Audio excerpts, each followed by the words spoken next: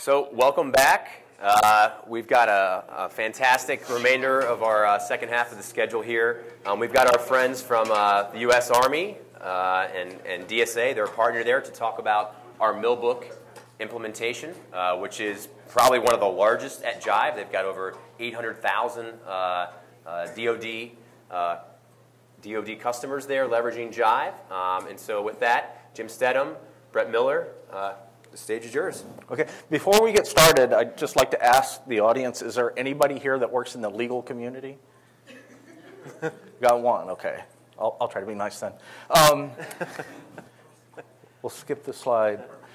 So I just want to put out a disclaimer. Since I do work in the legal community within the Army, if I start talking too fast or you can't understand me, I apologize. I got a little bit of a slur. I had a surgery about a month ago, and I'm still recovering from the effects of the surgery, so bear with me. And then if I say something disparaging against lawyers, please forgive me. My name is CW5 Jim Stedham. I've been in the Army for about 28 years. I'm a Chief Warrant Officer 5, currently serving as the Chief Warrant Officer of the Judge Advocate General's Corps. So I'm not here representing the entire U.S. Army. I'm here representing one of 4 in-house counsels for the Army that represents only about 10,000 DoD employees within the Army. I'm also the JAGConnect Chief Knowledge Officer, and I'm also a community manager for JAGConnect, which is our space in the DoD instance of Jive, and a community manager also for the warrant officer community at large, which is about 30,000 officers.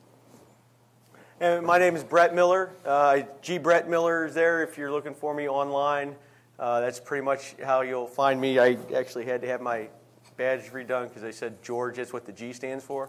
You know how everyone, it's your first name, that's what goes on the name tag, right? It's like being back in grade school.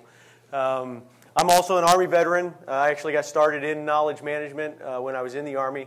I left active duty in 1999, but have worked in various regards for the Army as a contractor since.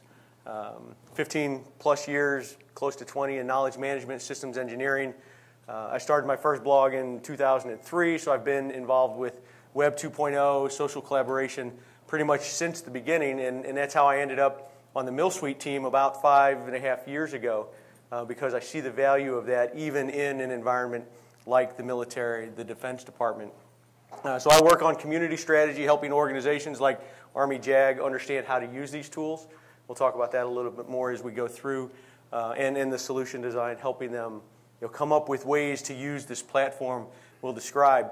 And one of the success stories, Jim and I were talking about this, is that Jim and I met, quote unquote, probably 4 years ago, when he was actually at the Warrant Officer Career College.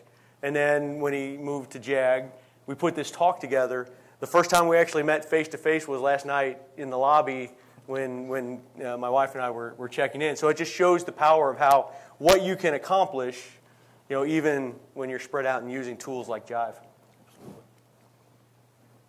So I'd like to give you just a little bit of history about the JAG Corps for context.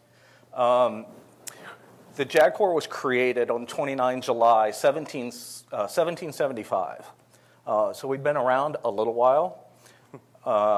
We were also created on the same day, or I should say the Chaplains Corps of the Army was created on the same day. And it's probably a good thing that we both came in together. We were formed by General Washington, of course, but after the Constitution was written and the country's getting itself together, they decided, well, we just really don't need any lawyers because they're screwing stuff up. So they disbanded the Judge Advocate Department, except for the Judge Advocate General, one lawyer for the entire Continental Army at that time. About 1802, they decided, okay, we need some lawyers again, so they brought the department back, and right at the start of the Civil War, they actually started putting lawyers outside of headquarters, Department of the Army, or the War Department at that time, and started putting them in the field so they could advise commanders. About 1951, there's a lot of soldiers out there and a lot of Marines and sailors and now the Air Force is on board. They decided we need a uniform code of military justice. This is how we maintain our discipline within the armed forces. So lawyers from all services got together with our civilian leadership, and they devised this code. And then in 2009, DOD bought their instance of Jive.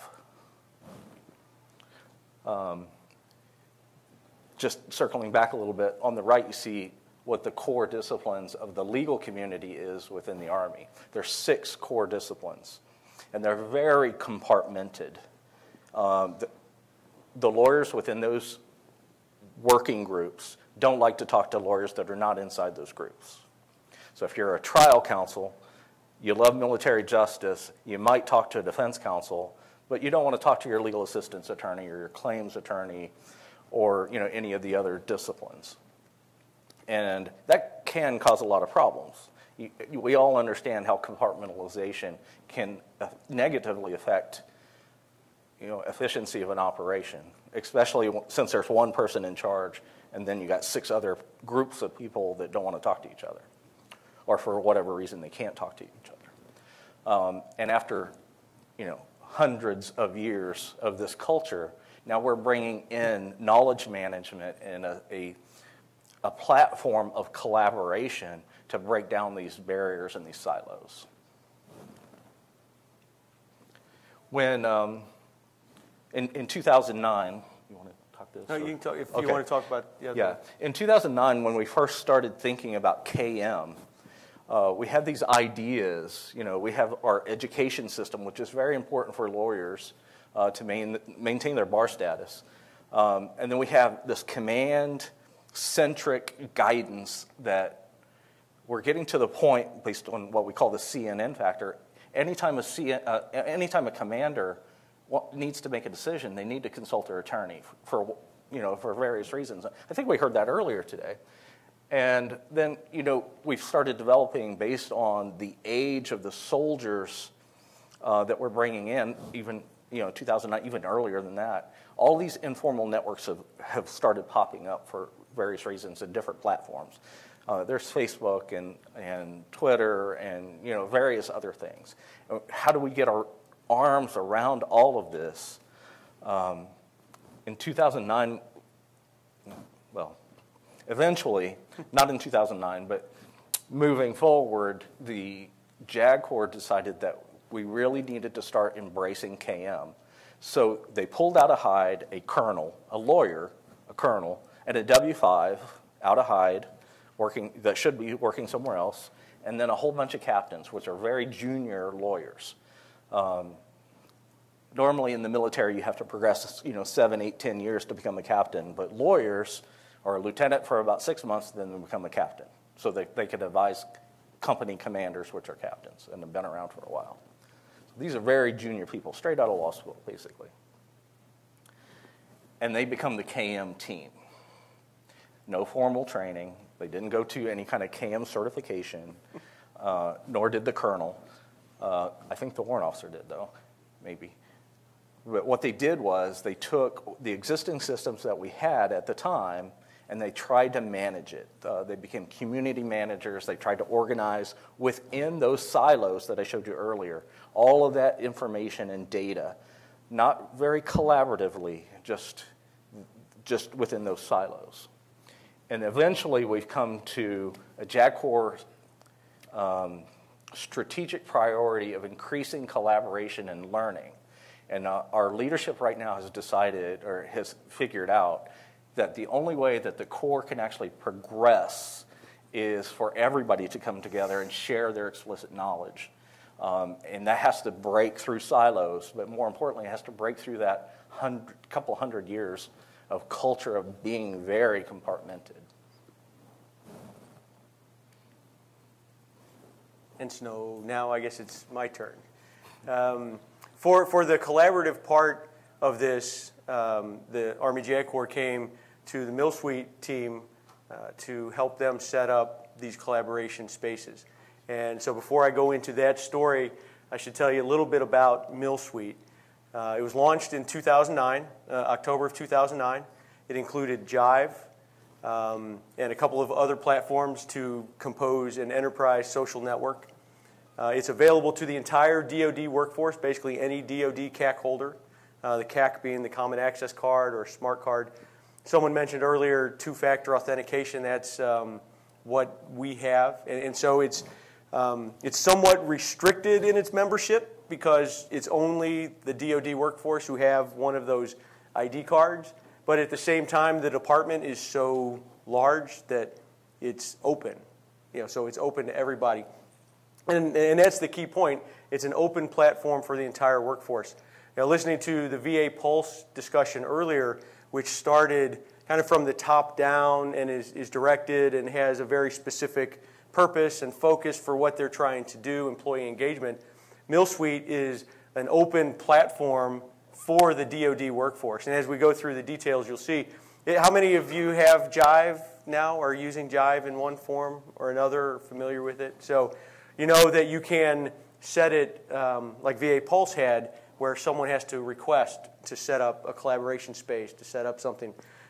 We've set it up so that the spaces, they come to us to set up because of various things, but anyone in the DoD workforce can create a group, right? And so we've started from the bottom up instead of from the top down, and so all of the use has been kind of word of mouth. We're doing a lot of the other marketing and outreach, but the key thing is it's open by default, restricted by exception. And as Jim mentioned, it's not just lawyers or attorneys or doctors or the medical field. It's the entire DoD. And Jev and Mark can tell you this coming from the Intel community, right? What they teach you from the beginning is need to know, need to know, need to know. Don't share, don't share, don't share, right? And we're getting to a point, especially in an unclassified environment, where there's more of a responsibility to share as opposed to that need to know. And obviously, you still need to think about what you say, and especially in the legal profession, but we start from that open by default and restrict by exception mentality. And so MillSuite consists of these separate products. We've got MillBook, MillWiki, which is pretty self-explanatory what it is, MillTube, and MillBook is our Jive instance. It's an on-premise instance of Jive. And so when you look at that, I mentioned it's open platform for the entire DoD. Here are the organizations within the department that are using it.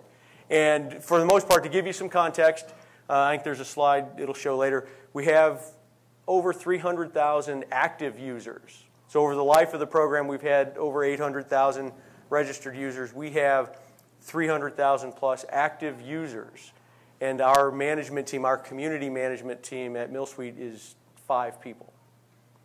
Right? So what we do, and it's very similar to what the VA team talked about. We provide training, we provide guidance as much as we can. We capture good practices, best practices to the extent, how do you set up a group?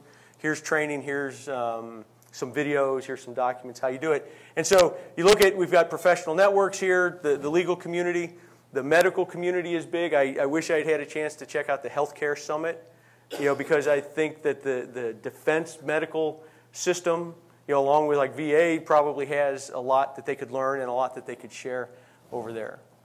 And then, so we have that mix of the professional networks where people are just collaborating, but we also use it for that internal communication. So the professional services, you see, physical fitness excellence, the SHARP, the sexual harassment prevention programs, basically. So those corporate communications, and all of that is contained in MillSuite. And I'll push the right button. And so back to the Army JAG specific case, when they came to us after they had looked at their different options you saw on the previous slide that they were using in the schoolhouse, they have what supports education. For the command guidance, they have their knowledge management, document management platform. And so what they needed for collaboration is something that MillSuite did very well. They had one group, it was the administrative law practitioners who had discovered MillSuite somehow because people were using it, and so that was brought up to that knowledge management team that you saw. And when they looked at it, they saw this is what we need. Now this story didn't come from the Army JAG, but working with an Air Force organization once, they had a study where they had 5 people looking at how to implement a sharing collaboration system on SharePoint.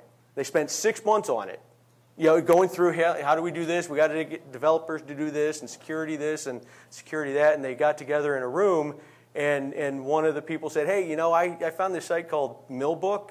I did that, in 15 minutes before I came in here to this meeting, because it allowed them to just connect, without all these other things." And so, I don't know how I ended up there. But it was a good story, so I wanted to tell it. But it comes to the groups. Oh, I remember now, the JAGConnect admin law team. They found it. It's like, this is what we need, because all we need is a place to, instead of email, post questions and share things that have happened that we come up with. Right? So, because one thing that we haven't talked about, the JAG community is spread out all around the world. I mean, sure, they're in Texas, they're in California, but they're in Japan, they're in Afghanistan, they're in Southwest Asia, in other places, and in a lot of places they're very what we call low density. Right? There might be 3 admin law people at one place, so they don't really have anyone to talk to, and through this they're able to talk around the world. So when we looked at it, they had set it up as a group, because anyone can set up a group, and they saw how easy it was. And so, and not to disparage lawyers or the military in general, but the first instinct of this knowledge management team was to use spaces, because it's a hierarchy, because you can set up your main community, and then you can set up your sub-communities for each of the practice areas, and you can control this, and you can do this. And so that was their first instinct. And we walked them through what admin law had done in the group and how others were using it, and convinced them that they should use it as groups, because they didn't want this to be top-down driven. Right. They wanted it to be owned by the communities, by the practitioners in those areas. And so what they did was each one of those captains took ownership of one of those groups to start getting the word out and letting people know about it.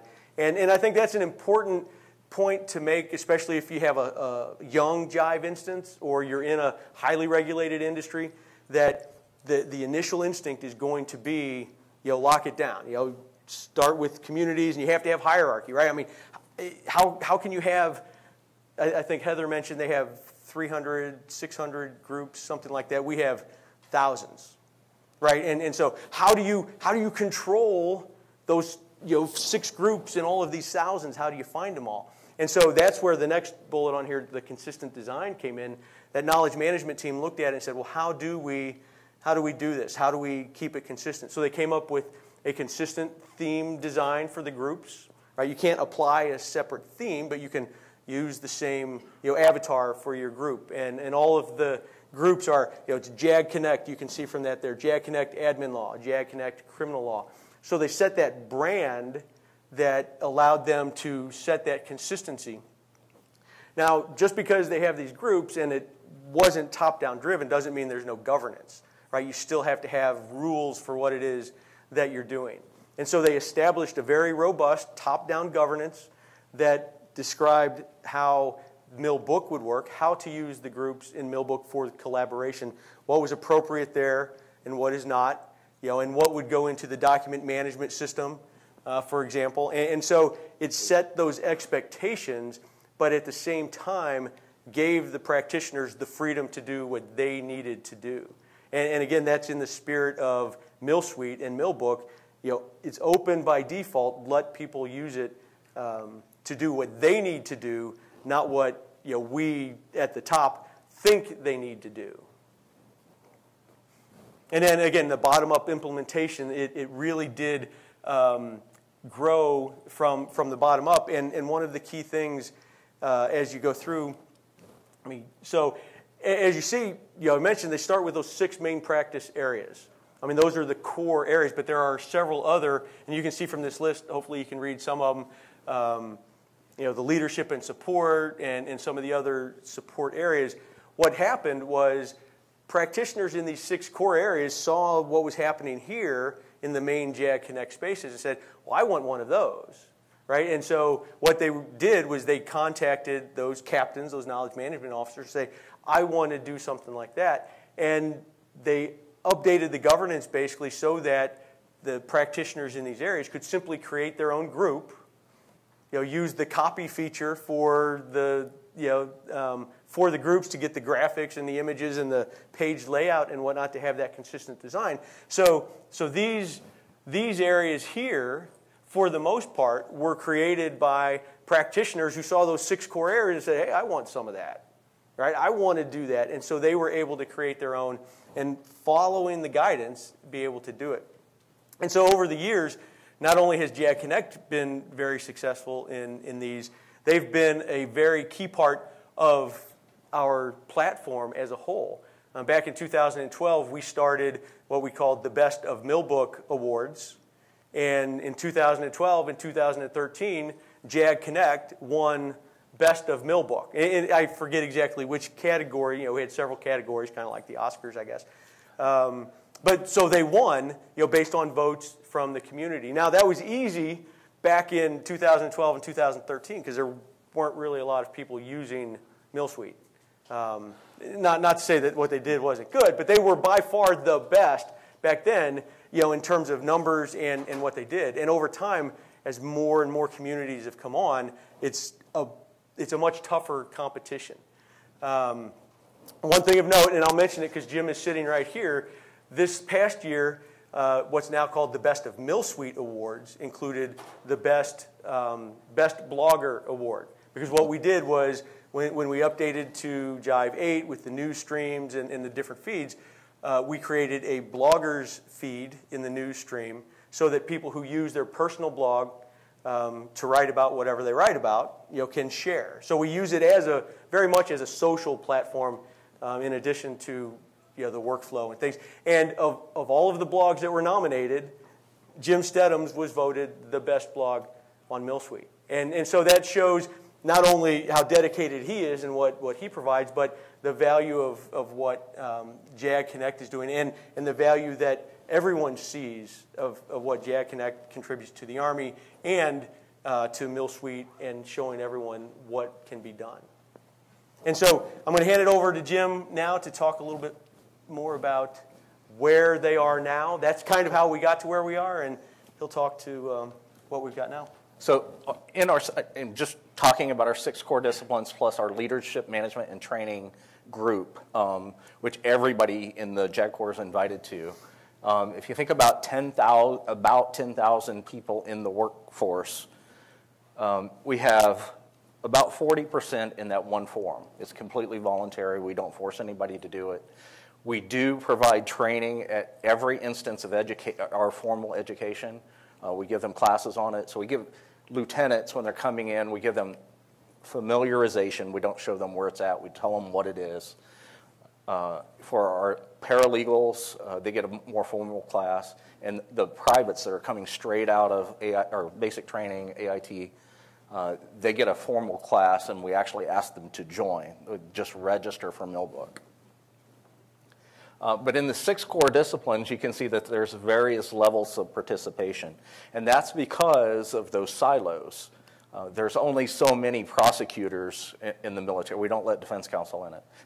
So there's only so many prosecutors and paralegals that work in military justice. So that's why you see in crim law, there's, 26%. So about a quarter of the JAG Corps that's in the group is working in military justice, and that is the statutory mission of the JAG Corps.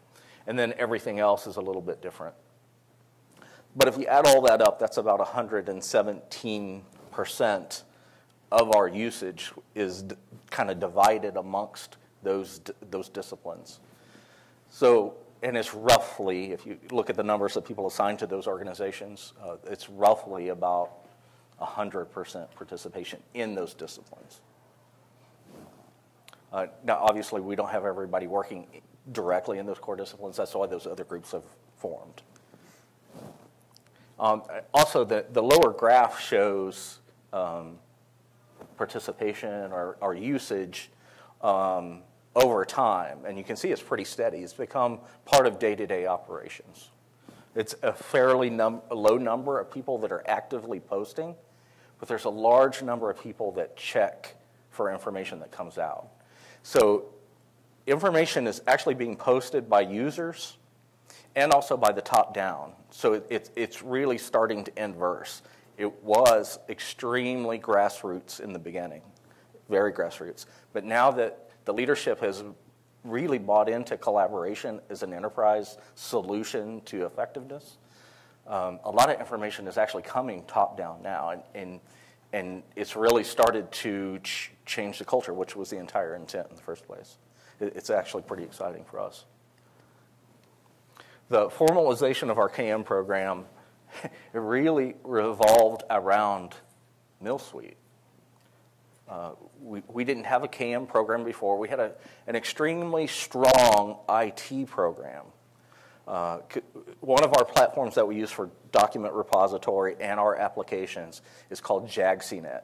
It's a Lotus Notes, Lotus Domino-based archaic system that has a very strong presence in the top of the IT chain. That's all they know. But as they're starting to die off and retire, we're finding it very hard to find replacements for those. And along with that, the Department of Defense is really taking a serious look at cloud, moving servers away from the Pentagon because nothing works in the Pentagon anyway, and consolidation of servers to begin with, for economy. So when MillSuite came into our lives, we've really started to take a really strong look at what is the future of how we do business in the JAG Corps. And it's becoming less IT focused and much more KM focused. And we don't mix the two very well. And the Army doesn't mix the two very well doctrinally. Just a little anecdote there. To most people in the Army, if you say knowledge management, what they hear is SharePoint. So operationally, the Army uses SharePoint almost exclusively. But they don't collaborate on it. They dump documents into it, and then they can't find them because somebody didn't turn on the search capability. That's all they do. The Navy JAG has started a very strong KM program, and they've invited us to participate in that. They actually hired people to run their KM program. Former Army officer is running a boat driver at that. It's kind of weird. But he's a GS-15 running their KM program. They got 10, 15 people working in their KM shop, but they don't have an IT program at all. They use somebody else's SharePoint, and that's it exclusively. So they have no control over it whatsoever. So when, we started really getting into this 2012, a little bit before 2012, but 2012 when we got into MillSuite, that was also about the time, maybe a year later, budget cutbacks again. So, Colonel, we need you somewhere else. W5, you need to retire. All these captains, you're lawyers, we need you to lawyer.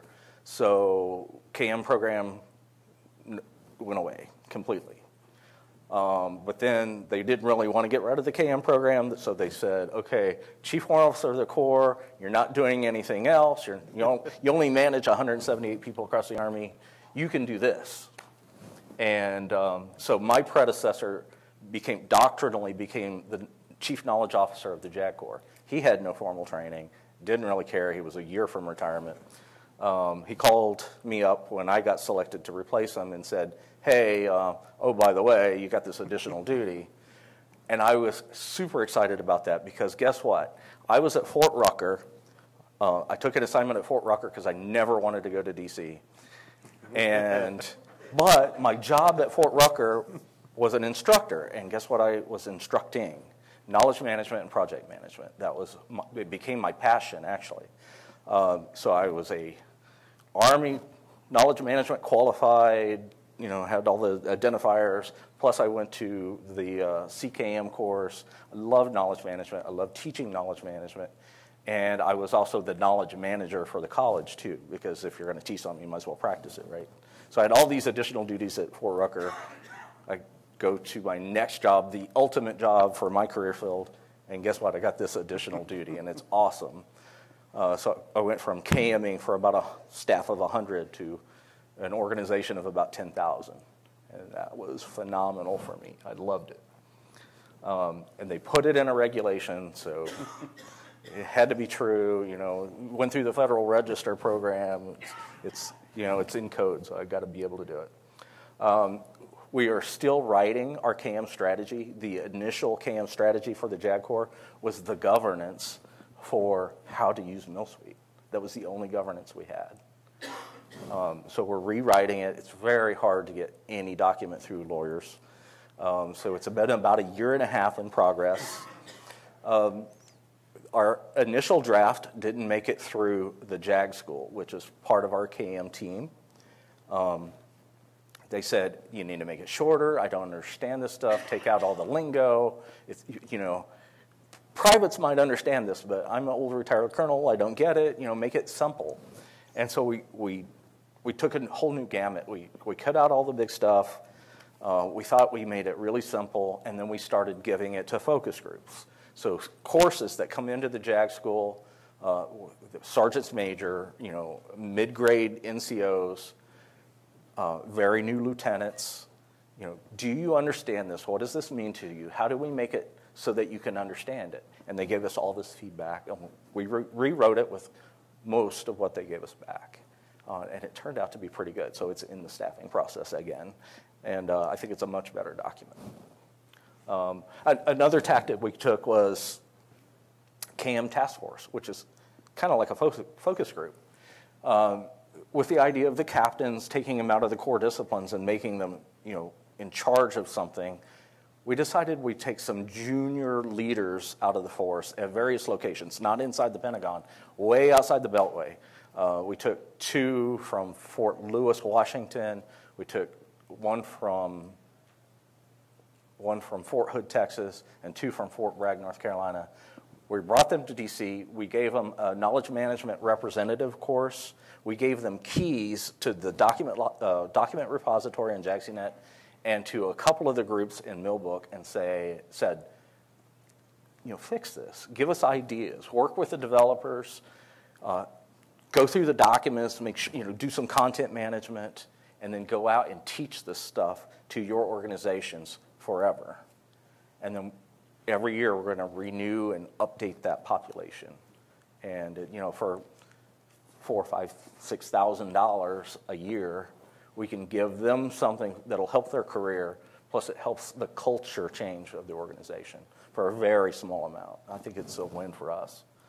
And in addition to that, we've taken the Army's knowledge management representative course, which it's okay. I mean, it teaches doctrine, but what it does is it instills that idea that you need to be able to communicate and collaborate across silos. That's the biggest thing about it. And so we've indoctrinated this, gave it a JAG core flavor, add best practices to that, and then we send them out in the field. So, and that's where we are today, 2017. We end on this slide where this is a traditional Army slide that started with the current Chief of Staff of the Army. So any Army leader will show this slide as the last slide of their presentations. And it talks about the 5 pillars of the profession of arms. And the most important pillar of that is trust. And for the JAG Corps, for my leader, Lieutenant General Flora Darpino, trust is the ultimate for not only the profession of arms, but the profession of law. And if you don't trust, your workforce, if there's no trust between your client and your attorney or your staff, you're really not in a profession. And so what MillSuite, our instance of Jive, has done for us is build trust within our entire organization. so people can crosstalk across silos and get information fast anywhere in the world, and it's been extremely successful for us.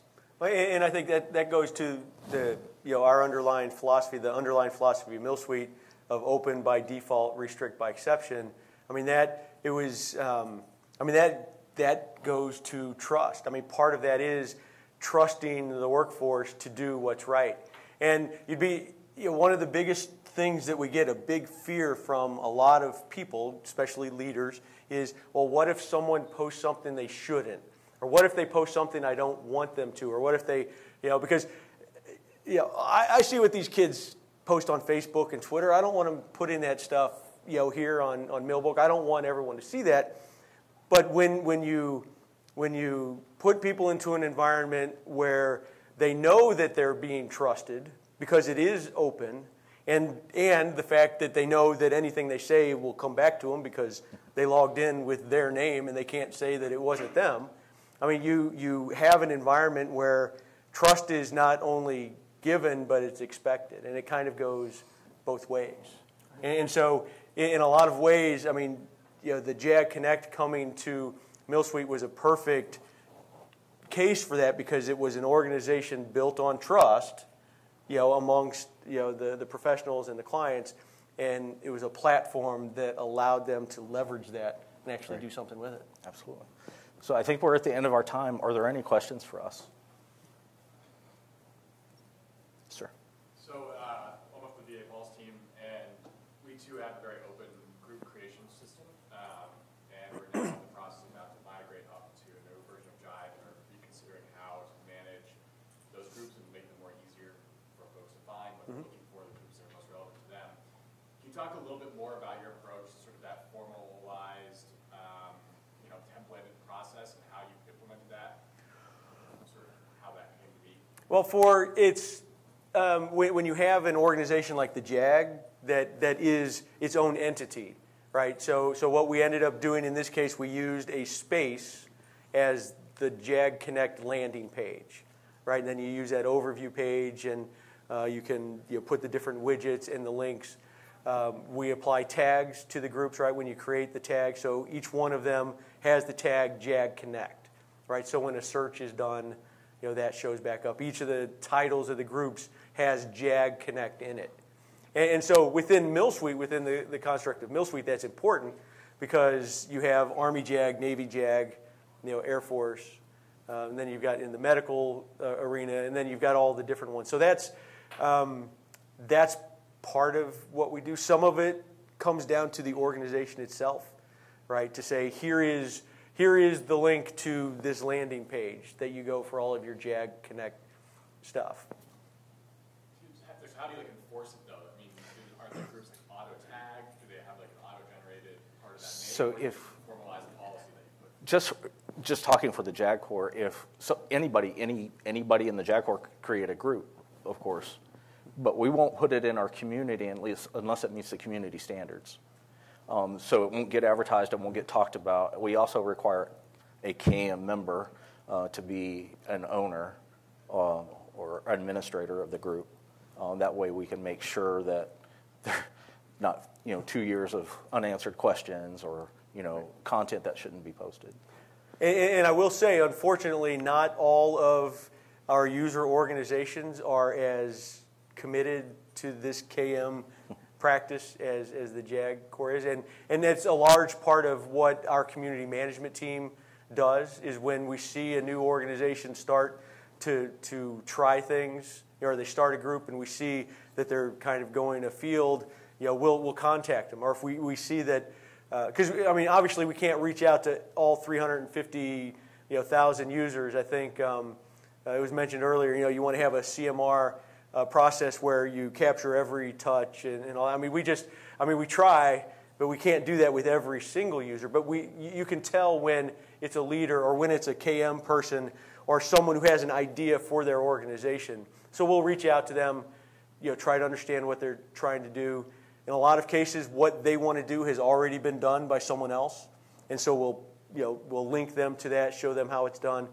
We write up as much of the good practices as we can, or at least have links where we can send them back. But in the end, for us from the Mill Suite perspective, it's the responsibility of the organization itself to actually manage, like Jim mentions, inside the organization. Now we do things as much as we can with search optimization as much as possible. We can give short links, right, to because I mean, if you have Jive, you know what it is. It's like blah, blah, blah, /community/space, blah, blah, blah, blah. And so we can give them short URLs, that make it easier to advertise, to publish.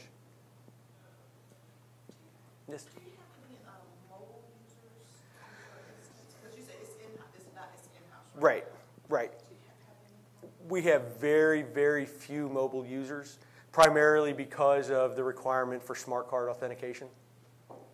It is possible if you have a smart card reader for your phone or your iPad, you can access it, and we do have some who do it. But and in fact, that is one of the biggest complaints from the younger people, and interestingly, I think from the senior leaders is it's like, look, I'm never at my desk. Right, I'm never at my desk, so I can't use it. I'd love to, but I can't. And so we're working on that right now. We're working on trying to come up with alternative authentication methods that still meet all of the security requirements. I actually think that's a good conversation for different government organizations to have about what their way forward is, so that way we all work together, vendor and customer, to make sure that we can find an equitable solution. So within the VA Pulse community that we have, we really work hard to recognize those super users that are doing really interesting things. So we have an ambassadors group that's almost like a steering committee for us. We actually have an internal blog that we produce where we highlight different kind of best practices. One of the things that you mentioned that I thought was really interesting was that your blog, I think, won an award. Can you just tell me a little bit more about that program, your approach, how it's implemented, how things are nominated, and then ultimately the criteria that you have for receiving awards? Well, for the Best of Mill Suite Awards, and it's kind of evolved over time. This year, what we did, it was all user nominated. It was primarily user nominated, right? So we would open up nominations, and say, who do you think should be the best of Mill Suite? And there are some, like JAGConnect gets nominated because they have a lot of active users. We have some very large communities. We have one community that has over 70,000 members. And so they tend to win whatever category they're in, just because. And so we're constantly looking at that. But so this year it was user nominated. We kind of moderated the nominations and combined them, and then we released. We basically used polls, to say here are the nominees. We had a separate document that included the write-up for each nominee, why they were nominated, what they do, and then just collected votes. So you have like a number of different, you did a call out, a number of different categories. Right. Yeah. So we had best of Army, best of Navy, best in each service, best of blog, best user group. Right. So within the Defense Department, obviously acquisition is a big thing, right? And so we have quite a few products and programs who do their user support, informal user support, inside of Millbook, right? They still have Remedy and all of those official things, but just like T-Mobile or Motorola or whoever has your user group, they set up that informal place where people can talk about their product, they can ask questions, and so that was one of the categories, for example. So what does that mean when you get the award? Well, you get a certificate and an email. Bragging rights. Right, bragging rights. I mean, and that can't, I don't want to, understate that, because I think it was Heather mentioned with the user profiles, right? I mean, in the engagement and the badges and who are these people, and you got the points, and we have a very strong core of users who, I mean, they use it to do their job, but they're Millbook advocates. I mean, they are. You haven't heard of Mill Suite? You haven't heard of Millbook? Oh man, you got to use Mill Suite. You got to use Millbook, and they're our ambassadors to get those words out. And so these awards, it's basically right now bragging rights, because we don't have any kind of there's no official backing, if you will, behind those. I'm kind of curious, how far along in the kind of process or the life cycle of the community did you implement the awards? Like any anecdotal outcomes or empirical outcomes from the program? Have you seen like a spike in, users for, the thing that won that year? Like, so, for example, Right. like a blog, like suddenly now we're seeing more blogs. Like, any outcomes that you've been able to measure? Nothing that I think, Todd, I don't know if Yeah, I was going to say, the measurable thing is every year they get more and more views and more people are involved with the awards, that's for sure. I mean, I think when we first started the awards thing, it was kind of like Brett said, it was just a notebook only thing. Now we're getting a ton of different contributions. A lot more people get excited. People make videos, like when they win. We then spin up like an award ceremony, like which is just like people send us clips of them receiving the award, and people do like really creative stuff with that. And we pull it all together and make a big awards video. So I think it's just, I mean, really, you can look at it two ways. One, awards are nonsense. Or two, community gets jazzed up. And if community gets jazzed up about things, then that's a good thing. It might not have any, I don't know, like real world returns potentially, other than that visibility, I would say, is a real world one. But it's really just like a fun thing that people like to do and people like to get involved. And it definitely does put more eyes on those award winners. And they also become the standards of success. So our notebook or our Mill Suite Awards area actually is pretty much where you can go and learn about really great communities that are doing great work. And so every year we do those, and then just you get this long list of basically great people, great communities, great user communities. So guys, we're going to have to Yep. Yes. cut it Okay. off there. But Thank you very much, Brett, Jim.